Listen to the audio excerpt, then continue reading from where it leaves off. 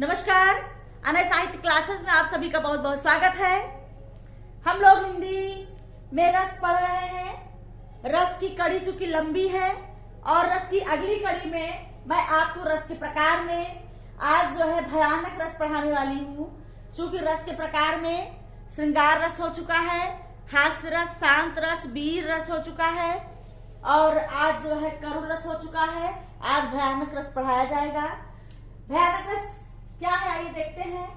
भयानक रस का स्थायी भाव भय होता है।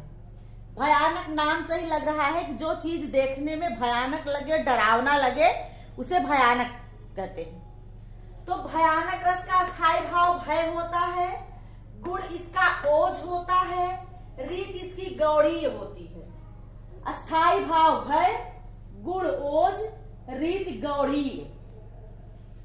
भयानक रस की परिभाषा है भय उत्पन्न करने वाले व्यक्ति या वस्तु को देखने सुनने से जिस भाव की पुष्टि होती है उसे भयानक रस कहते हैं।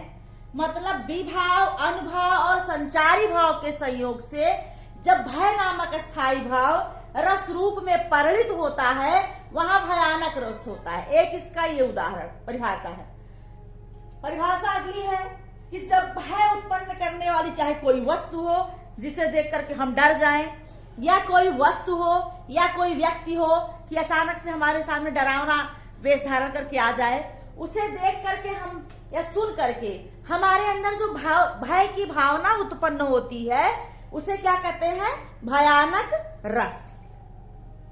जैसे उधर गरजती सिंधु लहरिया कुटिल काल की जालों से चली आ रही फेन युगलती फन फैलाए व्यालों से। यहाँ पर जो है सिंधु लहरिया, वहां से जो है एक प्रकार से डरावना भयपूर्ण वातावरण पैदा हो रहा है कि सिंधु की लहर जो है वो कुटिल काल की जालों से फन फैलाए हुए चली आ रही। ऐसा लग रहा है कि फेन उगलती हुई काल की तरह हमें अपने अंदर समेट लेना चाहती है। तो यहाँ पर भय रस, भयानक रस पैदा हो रहा है, उत्पन्न हो रहा है। अगली पंक्ति है अमानिशा उगलता गगन घन अंधकार, हो रहा दिशा का ज्ञान, स्तब्ध है पवन चार। है अमानिशा उगलता गगन घन अंधकार, हो रहा दिशा का ज्ञान, स्तब्ध है पवन चार।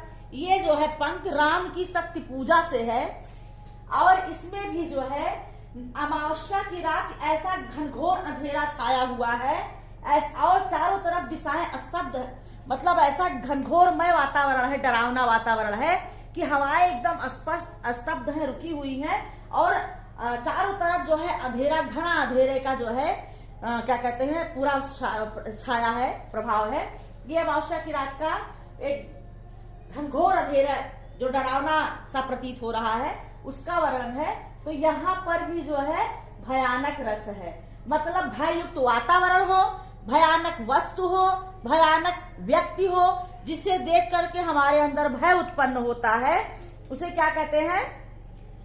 उसे कहते हैं भयानक रस। जैसे एक ओर अजगर हिलखी, एक ओर मृगराय, बिकल बटोही बीच में परे मूर्छा छाए।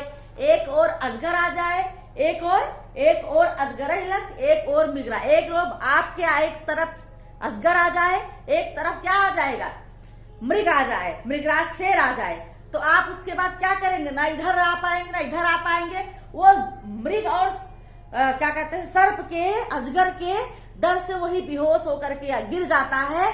भय उसके अंदर ऐसा व्याप्त हो जाता है कि वो पूरी तरह से शून्य हो जाता है। तो यहाँ पर भयानक रस की चर्चा है कि भय युक्त वातावरण, भय युक्त वस्तु, भय युक्त, भयानक युक्त व्यक्ति का जो रूप रंग, डोल डोल आदि चीजें जो हमें भययुक्त बनाती हैं वो भयानक रस होता है। किसी भी काव्य पंक्तियों में जब इस प्रकार के वातावरण आते हैं तो वो हमें क्या कहलाता है? भयानक रस की सृष्टि होती है। तो इस प्रकार से ये भयानक रस रहा। अगले रस के साथ मैं फिर से मिलती हूँ, तब तक के लिए धन्यवाद।